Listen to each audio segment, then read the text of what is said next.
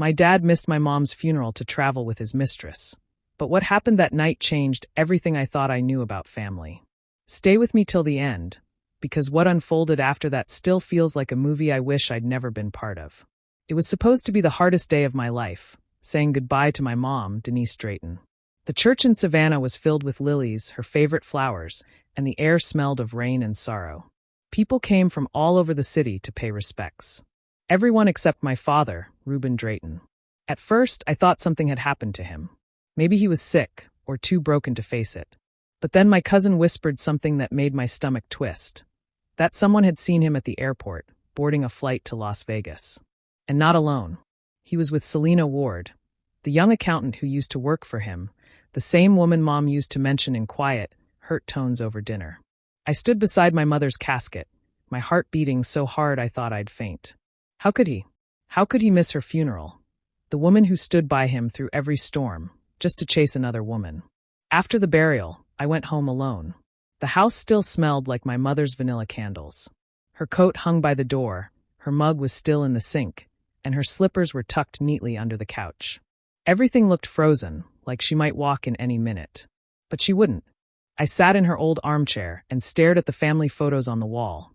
My parents smiling, my mom's hand resting gently on my dad's chest.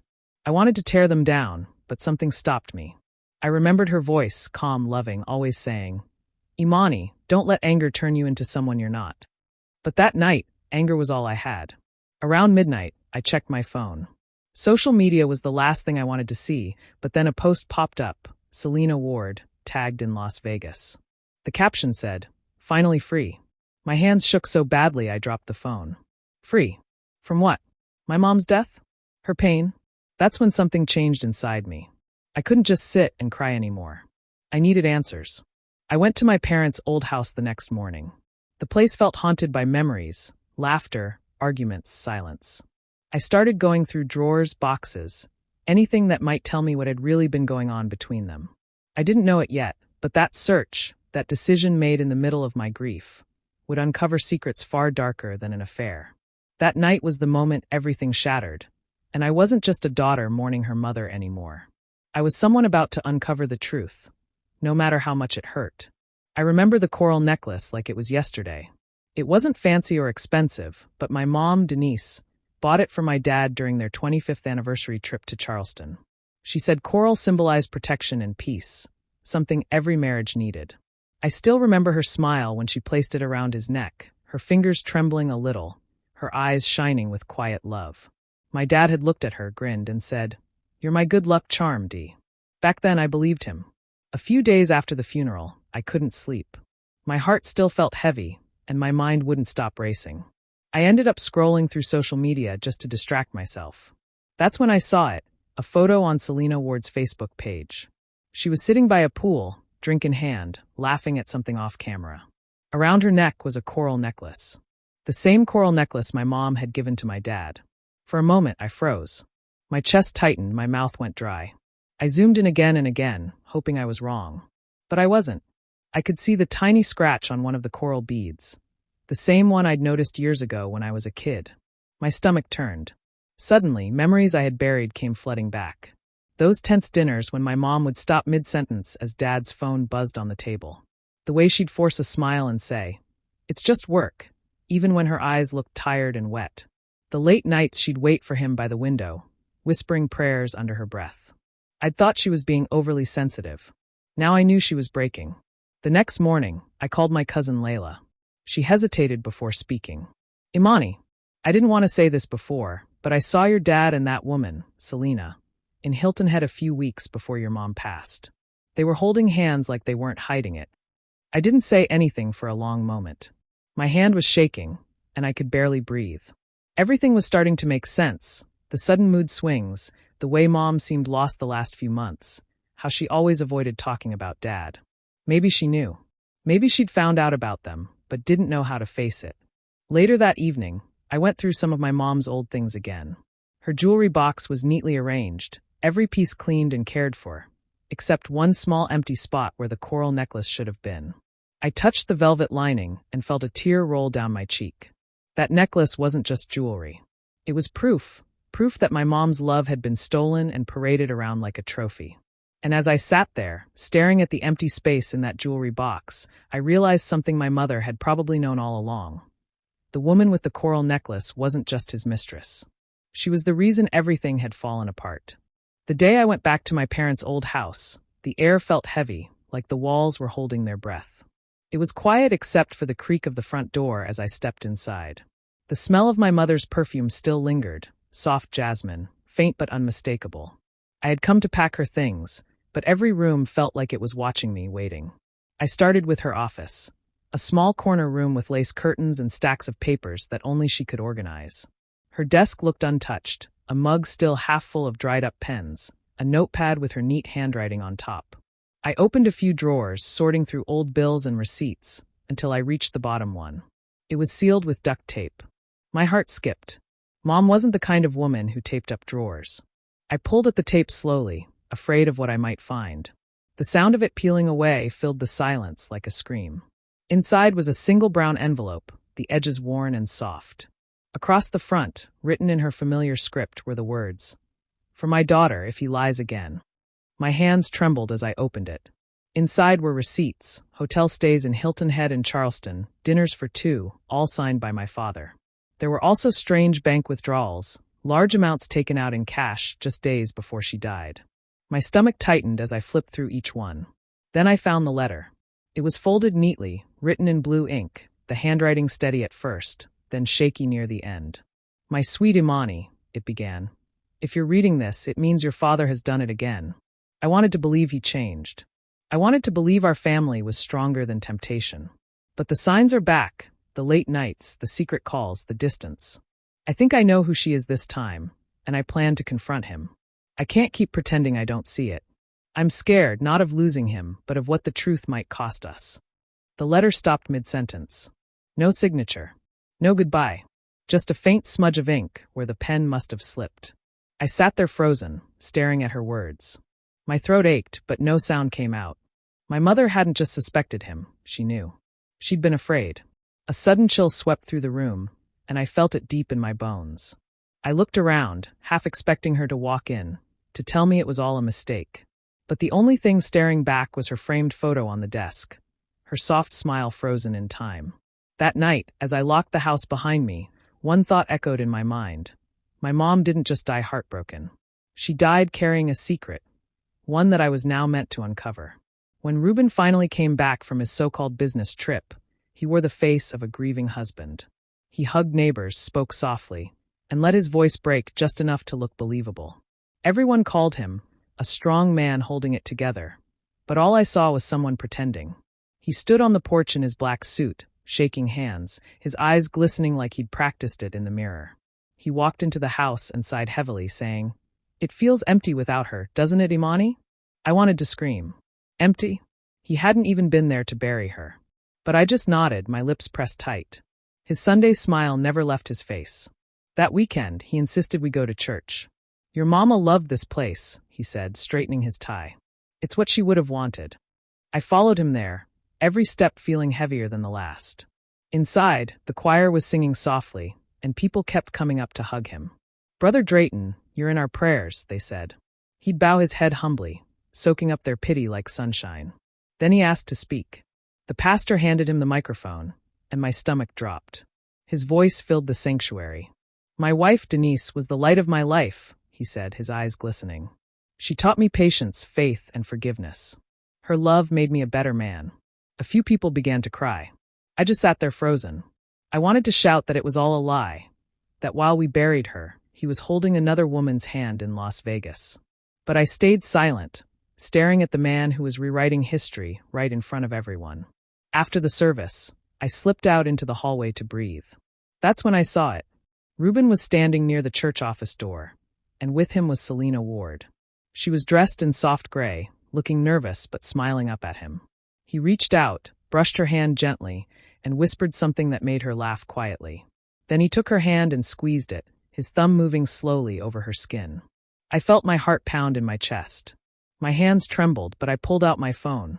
Through the small crack of the door, I snapped a photo, his hand in hers, his wedding ring catching the light. Proof. They thought no one could see them. But I did. Later that night, I heard his voice from the kitchen. He was on the phone, his tone soft, almost relieved. "It's over now," he said, chuckling low. "We can finally live." I sat in the dark, listening, my pulse steady. The sadness that had drowned me for weeks began to burn away, replaced by something sharper. For the first time since my mother's death, I felt sure of one thing. I wasn't going to let him smile his way out of this. The attic had always scared me as a child. It was dark, dusty, and filled with shadows that seemed to breathe. But that day, I climbed the narrow ladder with purpose. Something inside me told me my mother had left more behind than memories. The air grew heavy as I reached the top, the faint smell of cedar and old paper filling my lungs. Dust floated through the sunlight coming from a cracked window, and I could almost hear her humming somewhere in the distance. I started opening boxes, Christmas ornaments, family albums, my old school trophies, but nothing seemed important. Then, behind a stack of storage bins, I spotted a small brown briefcase. It was covered in dust, the handle stiff with age. On the front, a faded label read one word in my mother's handwriting: insurance. My heart started racing. I pulled it toward me, coughing as dust rose in the air. The latches creaked open with a metallic snap. Inside were neatly stacked papers, my mother's usual organization even in death. The first document I saw was a typed legal form, stamped with a date from 2 years ago. It was a will, my mother's will. I read the first few lines and froze. It named me, Imani Drayton, as the sole heir of all her assets. Then, in bold letters, it said, "All inheritance rights of Reuben Drayton are hereby revoked." My mouth went dry. My mom had planned to cut him off. She knew. She knew about everything, the lies, the betrayal, and she wanted to make sure he'd never profit from her death. But at the bottom of the document, something made my stomach twist. It wasn't signed by a notary. The line for filing was blank. The will had never been submitted. If this had been filed, Reuben would have gotten nothing. Instead, he probably had access to everything now. As I kept going through the briefcase, I found a small silver thumb drive tucked in an envelope marked copies. My mother must have hidden it intentionally. I plugged it into my laptop downstairs, and a folder immediately appeared, filled with files from Reuben's construction company. Contracts, invoices, payments. I scrolled through them, trying to make sense of what I was seeing. Then one document caught my eye. It listed Selena Ward as the recipient of a consulting fee worth thousands of dollars. Another showed fake project expenses filed under my mother's name. My chest tightened as I realized what this meant. Reuben hadn't just cheated on my mother. He'd used her identity to cover up fraud. He and Selena were stealing money together, hiding it behind her good name. I sat there in the dim light of the attic, the will in one hand, the thumb drive in the other. My mother hadn't just been betrayed as a wife, she'd been robbed as a person. And now I knew exactly who was behind it. I chose a small restaurant on the edge of town, the kind with dim lights, slow jazz, and waiters who didn't bother you unless you waved them over. It was quiet, the kind of place where people went to talk about things they didn't want anyone else to hear. I called my father that morning and told him I wanted to make peace. "Dinner? Just the two of us?" he asked, surprised. "Yes," I said softly. "It's time we talk, Dad. I don't want more distance between us." He agreed without hesitation. I could almost hear the smugness in his voice, like he thought I was finally forgiving him. He had no idea what I really planned. That evening, I sat at the table first, my phone hidden under my napkin with the recorder running. I watched the door until I saw him walk in, all polished and smiling, like the world still believed he was a grieving widower. "Imani," he said warmly, hugging me like nothing had ever happened. "You look beautiful. Your mother would be proud." I forced a smile. "Thank you, Dad. I've been thinking about her a lot lately." He nodded, ordering wine before I even said yes. When the waiter left, he leaned back, sighing heavily. "You know, your mother's passing. It hit me harder than I thought. But maybe it was her time. The pain had gotten too much for her." I nearly dropped my fork. The pain he caused her, I wanted to say. But I just stared down at my plate, letting him talk. He went on, his tone oddly light, almost careless. "You can't live your whole life in sadness, Imani. People move on. I have to keep living, keep building. Denise wouldn't want me to give up everything we worked for." I looked up, meeting his eyes. "Like your company?" He smiled faintly. "Exactly. Things are finally falling back into place." I took a sip of water to hide the tremor in my hands. "Mom would have been proud of your success," I said softly. "I found some of her paperwork in the attic, you know. She was still keeping your business files organized, and there was something about a will. The color drained from his face. His fork clattered against the plate. "A will," he repeated, voice tight. "Yes," I said, pretending innocence. "She must have written it a while ago. Funny thing, she didn't leave much for you. I guess she thought I'd handle things when the time came." He didn't speak for a few seconds. His jaw tightened, and I saw the mask slip. "She didn't understand everything," he muttered. "Your mother got ideas from people." She was confused. I smiled sweetly, leaning forward. "Maybe. Or maybe she just saw the truth too late." He shifted uncomfortably, trying to recover his calm. But it was too late. Every word, every stumble, every flicker of guilt, my phone had caught it all. By the time dessert arrived, I wasn't just a daughter having dinner with her father. I was a woman collecting proof, one careful word at a time. The morning after our dinner, I woke up to the sound of my phone buzzing nonstop. Missed calls, messages, news alerts, all saying the same thing. Reuben Drayton's office had burned down overnight. My stomach twisted as I sat up, staring at the headline on my screen. The photos showed the building half collapsed, smoke still curling into the pale morning sky. The words "suspected arson" flashed in bold beneath it. I didn't need the police to tell me who might have done it. I already knew. I threw on a jacket and drove toward the site, the whole way trying to quiet the storm in my chest. The fire trucks were still there, their red lights spinning silently as investigators walked around with clipboards. The air smelled of wet ash and burnt plastic. I parked down the block and slipped through the growing crowd. Nobody stopped me. Everyone was too busy watching the wreckage. The sign that once said Drayton Construction now hung crooked, blackened at the edges. The glass doors were gone, replaced by gaping holes and twisted metal. I stepped closer, the soles of my shoes crunching over bits of charred debris. It was hard to imagine this had once been my father's pride, the place he'd built his reputation, the same place he'd turned into a web of lies. As I stood there, my eyes caught something strange. A silver car parked a little too close to the ruins. I knew that car. Selena Ward's silver Lexus. The engine was still faintly ticking, cooling down. I looked around, but she wasn't there. Maybe she'd already come and gone, or maybe she was watching from somewhere nearby. Either way, the message was clear. This wasn't random. Part of me wanted to confront her, to scream at her for everything she'd done, but I forced myself to stay calm. There were police everywhere, and I couldn't risk becoming part of the story. A gust of wind blew across the lot, scattering blackened papers from the rubble. Most were too damaged to read, but one caught my eye, a half-burned document fluttering near my feet. I picked it up carefully. The edges were charred, but the middle was still legible. It had Reuben's signature at the bottom, bold and unmistakable. The heading read, "Transfer Authorization, Offshore Account." My heart pounded. This wasn't just business paperwork. This was proof. Proof that he'd been moving stolen money out of the country. I folded the paper gently and tucked it inside my jacket.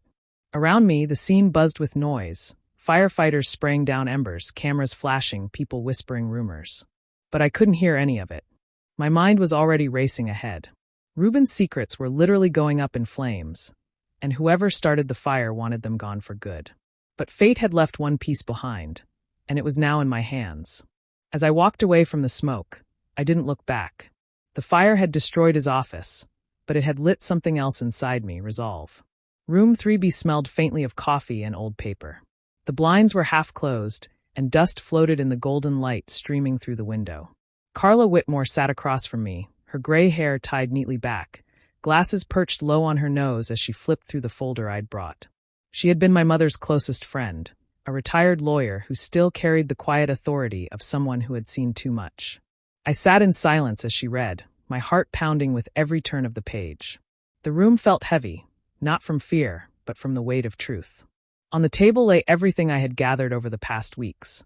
My phone recordings from the dinner, the unsigned will, and the half-burned transfer document I found near the office fire. Each piece was a shard of my mother's story, sharp and undeniable. Carla finally looked up, eyes steady behind her glasses. "Imani," she said softly, "you realize what this means, don't you? This isn't just family business anymore. This is fraud, theft, maybe worse." I nodded, my throat dry. "I know, but he's been getting away with it for years. My mother tried to stop him, and she paid the price for it. I won't let her voice die with her." Carla sighed, leaning back in her chair. "You sound just like her. Stubborn and brave, sometimes too brave. She reached for the thumb drive beside the folder. Let's start with this. She plugged it into her laptop and scanned the contents, her brow tightening as she read. Fake contracts, hidden payments, offshore accounts. Good Lord, he's been laundering money through company projects. She scrolled faster, shaking her head. And this woman, Selena Ward, she was part of it all. Hearing her name made my stomach twist, but I stayed quiet. After an hour of reviewing everything, Carla closed the laptop and looked at me again. If we send this to the authorities, Ruben's finished. But so is his reputation, his business, everything tied to him. There's no undoing it once it's out. I took a deep breath. That's the point. She studied me for a moment, her eyes softening. I need you to understand something, Imani. Once you expose him, there's no going back. People will talk. The press might come after you. Your family name will be dragged through every headline. I stared down at the coral necklace I wore, my mother's necklace, and felt a calm I hadn't known in months. I'm not going back, I said quietly. I'm finishing what my mother started. Carla nodded slowly, then reached for another folder. Then let's do it right. We'll prepare 2 copies, one for the police, one for his business partners. When this drops, it'll hit him from both sides. As she began typing the report, I watched her hands move across the keyboard. For the first time since my mother's death, I didn't feel powerless. Justice wasn't just an idea anymore. It was something I could touch, hold, and deliver. The night of the charity gala glittered with money and lies. The ballroom was filled with Savannah's most polished faces, businessmen, investors, politicians, all dressed in their best. Golden light shimmered off the chandeliers, and laughter echoed against the marble walls. At the center of it all stood my father, Reuben Drayton, smiling like a man untouched by guilt. His voice boomed with charm as he shook hands and posed for pictures. I stood near the back, wearing a simple black dress and clutching a sleek folder under my arm. The same one Carla and I had spent nights preparing.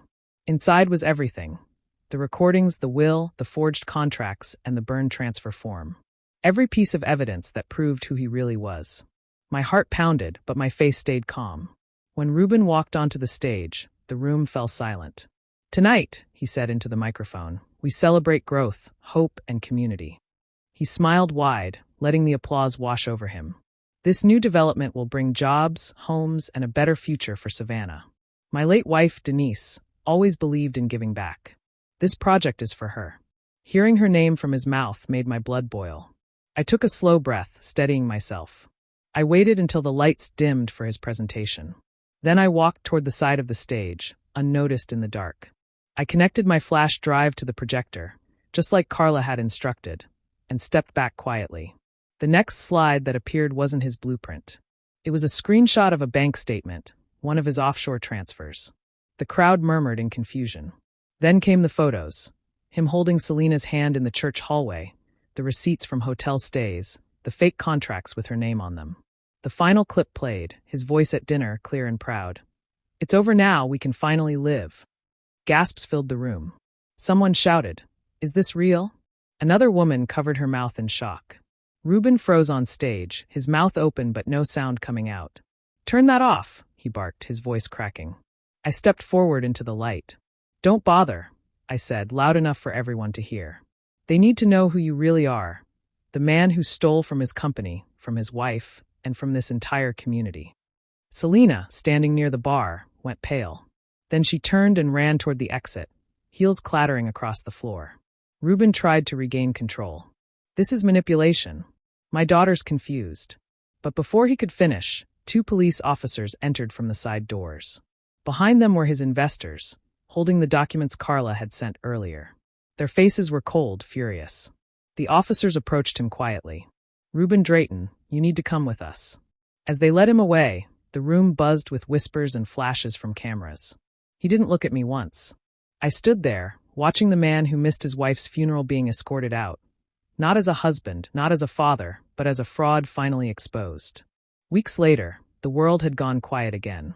The news stations had moved on, the court dates were set, and my father's name had become just another headline about greed and scandal.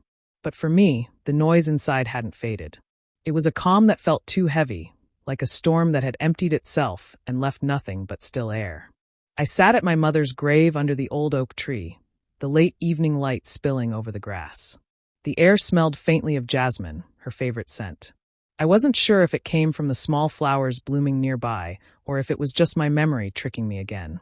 In my hand, I held the coral necklace, its color dulled from age but still soft and warm to the touch.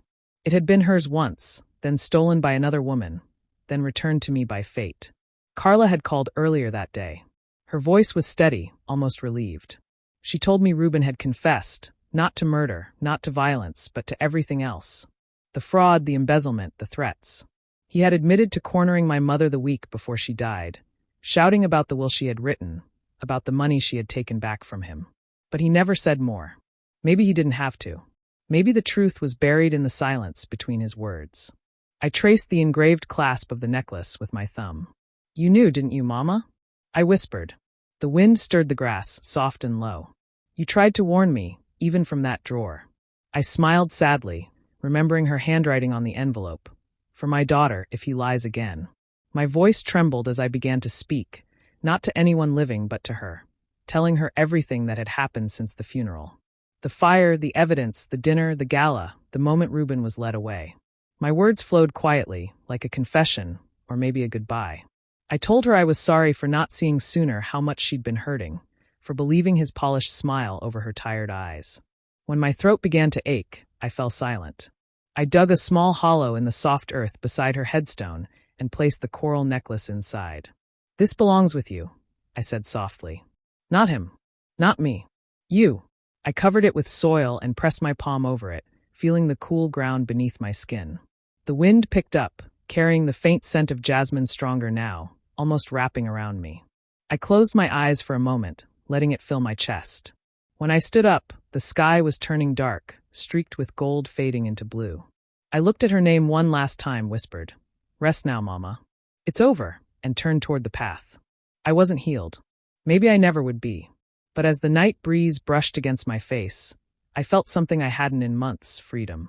Do you think Imani made the right choice by walking away and leaving the past behind? Or should she have fought to get every last answer from her father? Share your thoughts in the comments. I'd really love to hear what you think. And if stories like this move you, don't forget to hit subscribe and turn on the notification bell so you never miss the next one.